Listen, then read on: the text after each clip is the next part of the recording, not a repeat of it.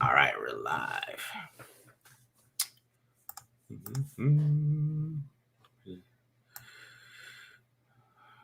All right, we're live. Let's get this commercial going. Let's do it. You are now listening to TDL on silverandblackpride.com. This play used to be run with Henry Ruggs, and we got Darren Waller on the choice route, Hunter Ripper on the shallow. But I want you guys to watch Tyrann Mathieu here, okay? You see the ball is out here. He's breaking on the ball. I think if he got a little closer. Everybody, we are back. It is Tape Don't Lie, your favorite Raiders podcast, favorite Raiders channel, favorite Raiders everything. You guys already know what to do. Hit the subscribe button, subscribe, right? Hit the like button if you like it. Hit the dislike button if you dislike it. Leave a comment if you like it. Leave a comment if you don't like it. We're excited today. It's me and Matt Holder at the Mark John NFL, right? And you got M Holder 95 for Matt. And we're breaking down that great win by the Raiders over the Colts, 23-20. That's not a typical game the Raiders win, which was interesting. But the Raiders made it happen.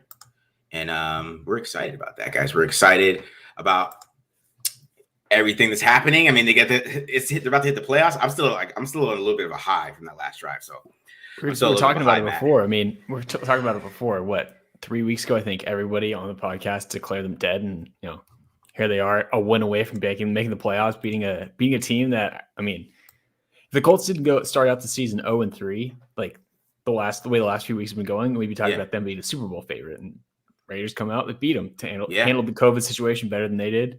Mm-hmm. I mean, that's what winners do. Honor John Madden and Al Davis at the same time. Get the win for John Madden, and at the end of the day, it wasn't pretty, but just win, baby. Yeah. I mean, just win, man. And it was a big game from guys I've been calling out. Zay Jones had the game of his life. Yeah. It was like that on the last drive, he ran the route of his life. I've never seen him beat press like that ever.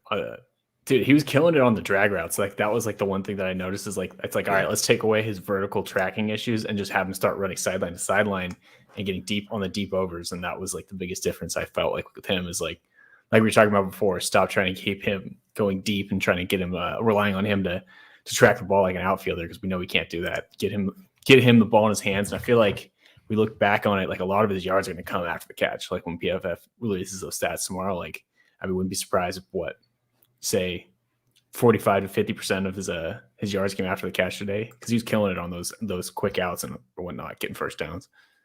Yeah, the quick outs were there all game. The Omahas, the little routes they were running there all game. It's a weird game for this offense. I really feel like that. They weren't on the field as much as they really wanted to be. And it felt like they kept just making dumb mistake after dumb mistake early on. It's like the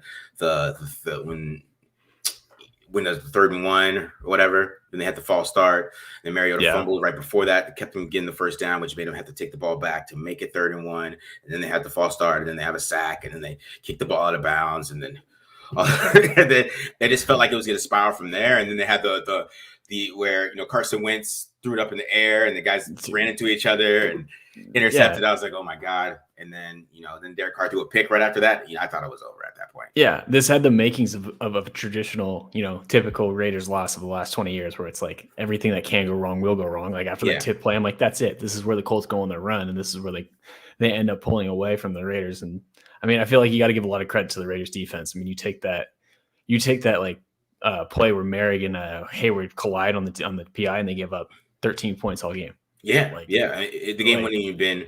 It would have been a totally different game if that didn't happen. So man. Defense stepped up too. After that turnover with Carr, that was a big drive for them to step up. Yannick Ngakoue breaking through for the last few weeks, like finally getting a couple big sacks. I think he had that sack to take him out of field goal range too, which was huge. Like that was the thing. It's like Derek Carr throws the pick at midfield. Well, you're hoping at least like, all right, we'll just hold him to a field goal. Yeah. End up getting a sack, end up forcing a punt, and credit to the Raiders offense too. It was funny. It's like all season long we've been talking about the little things, all the details, and it felt like today was the first day where they like really clicked on everything, even though they had a few mistakes. But defense gets a stop. And I think the drive after that did they score on that one when they pinned him inside the 5, or did they just move it out past? They just moved them out. They just moved it out so they could punt. Moved it out, yeah. But anyway, like playing off each other, playing complementary football. Like it's like defense gets a stop, offense holds the ball for a little bit. Like I was looking at the time of possession, it was pretty even, which I felt like it kind of felt like to me like the defense was out on the field a little bit more than normal, but at the end of the day, they weren't able to get the job done. Huge. Yeah, and I mean, I talked about on the preview show how, I mean, you can't worry about stopping Jonathan Taylor. Like, you got to contain him, and I thought they really did a good job of containing him because, yeah, he got a 40-yard run, he got a couple big runs. Yeah, I know he had more than 100 yards, but there were a lot of shorter runs that put them in longer third and longs, and that's why they were able to be successful because Carson Wentz. Somebody got on me on Twitter because I was like, he might not play well because he didn't practice all week, and that how important practicing as a quarterback, especially as a quarterback, is important. And not even like being injured where you could do walkthroughs or something. He's at home, he's doing virtual stuff, and then he just shows up and plays. Like that's he's got the VR headset on. Yeah, but he's not gonna. You know what I'm saying? He wasn't gonna be ready, and you could tell that he was just off all game, right? And he like that the big play of the game was the Hilton play. Yeah, because if he hits that, that is true. We're talking about something totally different, and he missed that throw. And that gave the Raiders life. It really did. We just talking about how unlucky the Raiders got. Well, we do have to talk about a little bit about how lucky they got. That play, the missed with T.Y. Hilton. I think T.Y. Hilton might have scored on that. I mean, he was wide ass open. Yeah. And then the Kenny Moore, on the Hunter Renfrow, getting him on the heel, like that ended up like I mean, I think the Raiders would have won anyway. Carson Wentz, like we talked about, was an awful game. But at the very least, it takes that off the table where the Colts have to burn their timeouts, and then the Raiders end up kicking the game-winning field goal with Cash Money Carlson. It was a chip shot. So look, there were some wacky things going on in this game. It's kind of it's a good way to sum up like a weird year where, again, it looked like so many points this year the Raiders were down and out, and then like the whole AFC has been that way, up and down this entire year. I mean, we're gonna have like a 5-loss for 1 seed in the AFC, I think. Yeah, it's good. The AFC is wild, and a lot of this has to do with Derek Carr. I thought he turned it on in the fourth quarter. I mean, I don't know what happened on that sideline when he had that interception, but he looked pissed, and he came out and he showed a lot of moxie, bro. Like I mean, the last play, I mean, he broke a tackle, stepped up, and made a play on the move. That's what everybody wants to see him do. They want to see him to make those type of plays, and he made it when they needed to make it. And I mean, he's a clutch player, and that's why when they play this type of game and they can give him a chance to just be clutch, and he can throw 2 interceptions, and they can make some stops, and he can do some stupid stuff or whatever, and make some dumb decisions. Or I mean, the interception wasn't a bad decision. I mean, the first one I hated that decision, but the second one, that was just Darius Leonard just being awesome. But yeah, because I was just gonna say, I felt like this is like the worst game for Carr to have, because it's like exactly what like every side of the argument wants for Derek Carr. Our side of the argument, it's like Derek Carr, he came out and was playing well, doing the dink and dunk passes. Then he tries to chuck it deep, and he throws the pick, underthrows Deshaun Jackson. And it's his fault. Mm-hmm. One to Darius Leonard, it was a great play by Darius Leonard, but Darius Leonard just had to read his eyes the whole day, stare down his target. Yeah, and he comes back and then he comes back and leads him down the field for a game-winning drive. It's like, dude, this is like literally like every side of the argument got fuel to the fire. Like you could point to this game and like be pissed at him for one thing and be happy for him on the other thing. It was hilarious to see as we wind down the season again with another Carr debate. He gave everybody everything. He gave everybody a little of everything, and it was big because once that fourth quarter started, and he started hitting some passes, and then that fourth down was a big play too to Hunter Renfrow, and the wide receivers were clutch too. I mean, that's the key to being clutch. We give a lot of love to the quarterbacks for being clutch, but wide receivers have to be clutch too. I mean, it's a big moment. They got to get open. They got to turn it up too, and we saw that from them on that last drive too. That's what's talking about. Zay Jones, he ran a great route. I mean, he beat press coverage and created plenty of separation for Derek Carr to fit that ball in. And then same thing with Hunter Renfrow, man. Keep moving, make a great catch, on the move, all hands, and find that ball. Because I mean, that wasn't a perfect pass. It wasn't. It was, but he made a play, and that's what I'm talking about. Like it all came together, and as long as they can stay in the game, man, and he's clutch like that, that's all you want from a quarterback to me. And I feel like one thing that the Raiders, like, if you have to like be excited about something too about the passing game too, is like I feel like a lot of stuff happened on scramble drills too, like guys getting open, Zay Jones breaking free, especially Hunter Renfrow. I mean, the one we were talking about just now on that last drive at Hunter Renfrow scramble drill, touchdown scramble drill too. Like guys are fighting, man. This team's not quitting. And I mean, the only thing I will say about the wide receivers though is if we go look at the stat sheet, we got Zay with 8 for 120, no scores, but came up clutch. Yeah. Renfro 7 for 76 with the 1 score. And then the next leading receiver was Jalen Richard with 1 for 19. Yeah. Nothing from Bryan Edwards. 1 for 5 from Deshaun Jackson. But hey, again. They need Waller. If they get Waller back, that evens out. Like if you get Waller back and you get those guys, like obviously it's going to come down a little bit. But if you get those kind of like that market share at least with the other receivers, like be all right. But yeah, that's the one thing that I've looked at that concerns me is like no one else was getting open. Yeah, I think Waller is going to come back this week. I thought he was going to come back this week. COVID. And COVID hit, and then actually just gave him a little bit more rest, and now he's ready for the biggest game of the year. I mean, it's probably gonna be on Sunday night. I mean, this game's gonna be on Sunday night, right? Just Herbert. That'd be sick if it gets flexed. And it will. They have to flex this game, right? This is the Raiders versus Chargers. This is Justin Herbert.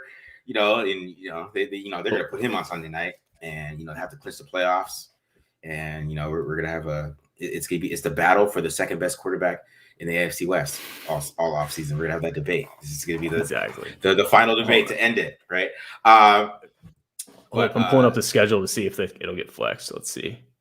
It could get flexed to Saturday because they have 2 TBD games. They have they're doing the 1:30 and the 5:15 game again. I bet it gets flexed. If it's not Sunday night, I bet it gets flexed because we got. So are those 2 games national TV games? Like they're both on ESPN and ESPN/ABC. Why are they doing that? That's weird. Probably just for playoff drama. So I bet you that's going to be one of the Raiders. Is that why they added the week 18 just to do this like big like extravagant? Well, yeah, it was all for money to like just and like that's why everybody plays a divisional game too to try and get some playoffs on the line. But I'm looking at it. Let's see, Saints Falcons that might have some playoff drama in it. Steelers Ravens could get flexed. Browns Bengals, depending on what happens Monday night, that could get flexed. But I think the Browns are going to lose. We'll see what happens there. Rams 49ers, but the Rams aren't really playing for anything. And then Seahawks Cardinals. The Cardinals are only the only team playing for anything. Yeah. Dolphins Patriots, but Finns. I mean, that's going to be one of the. It's got to be either Sunday Night Football or one of those 2 Saturday games. Yeah, they're putting Justin Herbert on Sunday night, bro, for the playoffs. Come on, Justin Herbert. He's on Sunday night, doctor. That's that. Yeah. I don't know. Vegas Saturday night, that'd be a fucking sweet game. Yeah. Probably. It's gonna be one of those games. It's gonna be one of those, like the night games. It'll be on prime time. Prime time, nighttime game for sure. But both sides play well. I thought the pass rush was interesting. They didn't get really any pressure. I mean, I know that's a great line. That is an awesome line over there.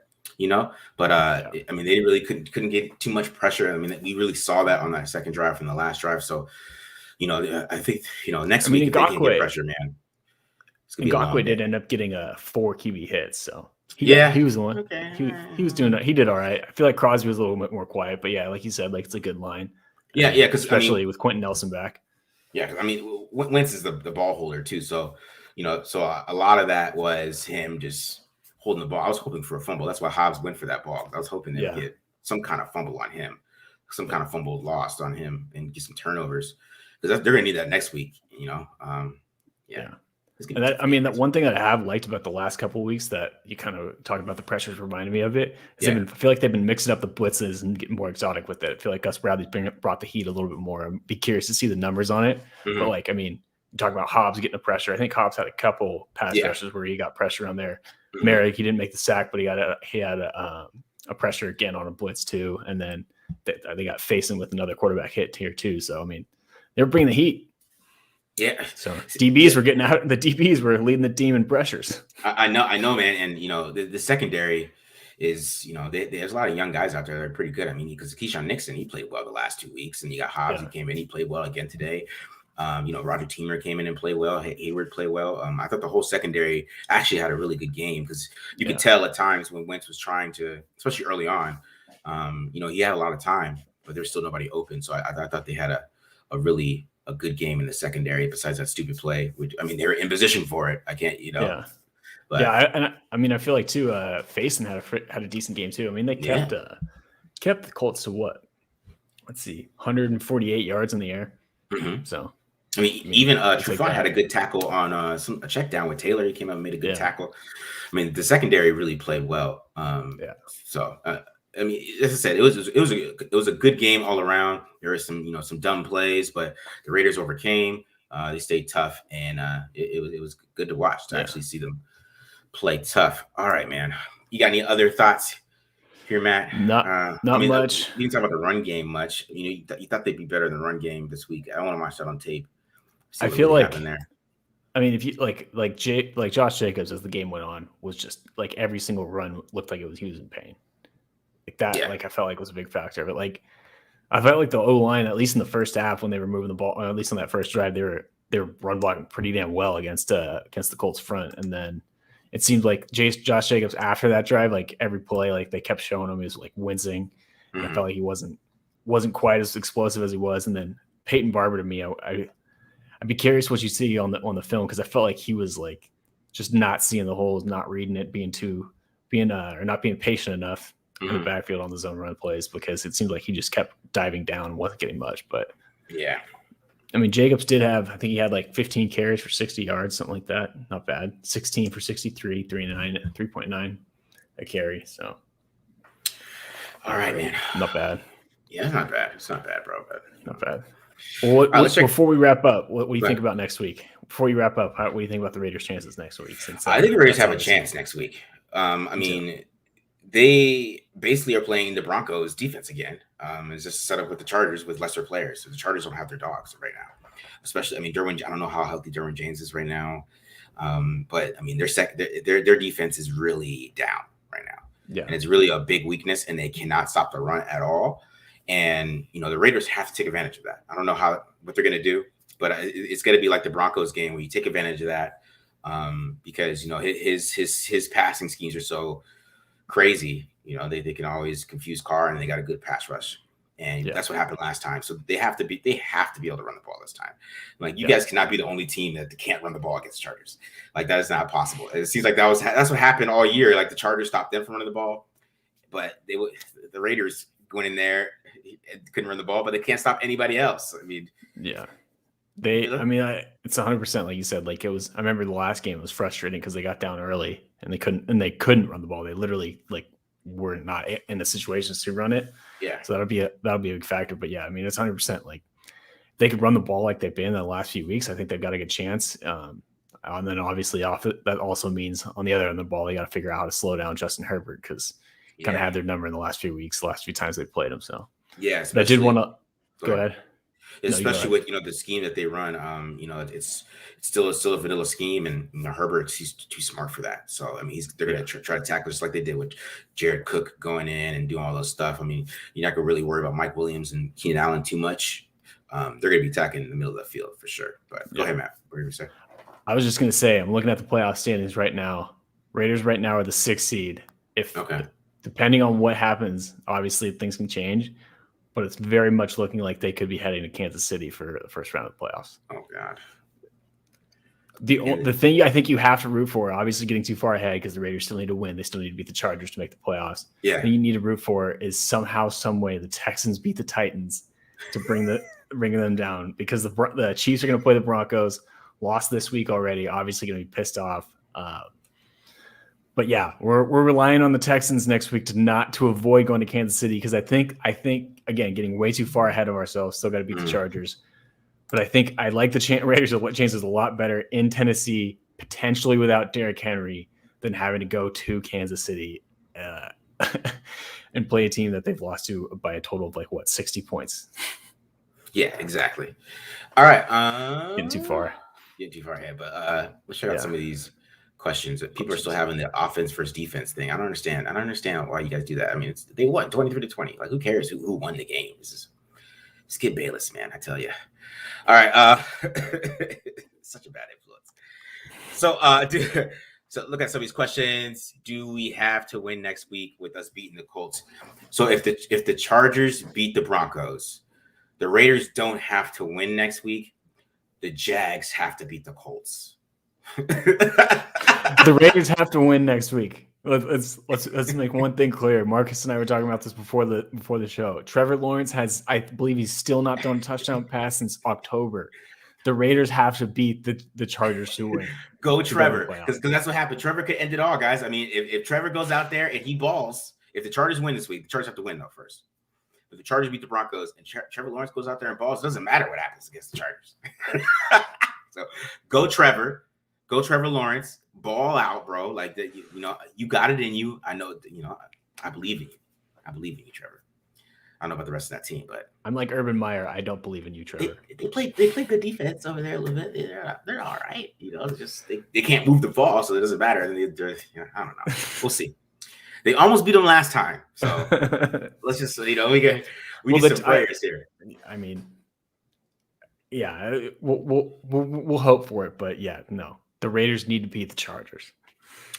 All right, a couple other things. I see people talk about the Deshaun Jackson throw. I want to say he did underthrow that football, but it comes back to my point is that, one, if you're going to throw it to Deshaun Jackson, you better just throw it like as far as possible. You better throw it to the end zone so he can go get it because he's not going to jump ball it. You don't want to be, if you try to be perfect with the throw and you do miss, because I mean it wasn't a huge underthrow, but it was enough where like Deshaun Jackson's not physical enough to come back and out physical the corner through the catch point. It has to be perfectly in stride to him. And that's why I don't like throwing go routes to him. That's why I'm not a fan of that because you can't miss. And that's like one of the toughest passes to throw in the NFL when there's a low percentage throw and you can't miss to him. So if you miss, it's intercepted because he's not gonna be able to fight through he's not gonna be able to fight through. You know what I mean? Yeah. So if you miss long. What was the question? There's people just talk about Deshaun Jackson. People just talking about it. I'm like, okay, cool. All right. Do we got any other questions here? I see some contributions. I appreciate you guys contributing with us. Yeah, but we don't want to go to Buffalo. I see that for no name. We don't want to go to Buffalo, bro. I think that would be a challenge to make happen because Buffalo's 10-6. Although they do have I don't know. I guess. But if they win the division, I don't know. Because he says if they get the 5th seed, they would go to Buffalo. But we don't want to. I don't want to do that. I don't think the Raiders can get. I don't think the Raiders would have to move past the Patriots. That's not going to be fun. It could be like snowing, and then you got and then it becomes like a running game, and they're probably not going to. Josh Allen's probably going to run 30 times. I don't know. That'd be fun. Well, I don't know. I feel like the Bills aren't built for weather because remember that game against where the Patriots threw the ball 3 times and the Bills lost? Like the Bills, they do not run the ball. They refuse to run the ball. I mean, if you watch them today, I mean, it was snowing today and they didn't play very well. But yeah, so that actually might favor the Raiders. Maybe, I don't know. Maybe. Like Josh Allen. If it gets Buffalo to not be off their game or do something that they're not comfortable with, Yeah, but Buffalo would get to the point if they weren't able to run the ball, they would just start running the ball at Josh Allen. He'd run the ball 30 times. He would literally have 30 carries. 100%. Yeah, they'll just go back to his Wyoming days, QB power all day. Yeah, QB power, pin pull. He turned to Cam Newton, bro. That's basically what would happen. But all right, anything else? All right, I think we're good. Matt. It's cool, man. We got playoffs next week, guys. Biggest game. Hopefully, it's not like the last time we played the Chargers for the playoffs in 2011. I don't know if you guys remember that game. I was at that game. I got my tags on and shit still. But if hopefully it's not like the last time this happened exactly 10 years ago, which is crazy. Which actually it's not 11, but it's like 10 seasons ago, where the Raiders had a chance to get in the playoffs against the Chargers, and Phillip Rivers had like his best game of the year, and it was awful. So hopefully that doesn't happen to us again. And then, like I said, go Jags. So, go Jags. Any last words, Matt? That's about it, man. Appreciate it. Appreciate having me on again this week. All right, we got one more week, baby. Yeah, one more week, guys. Let's hope they get it done. Do it. Rah. Peace.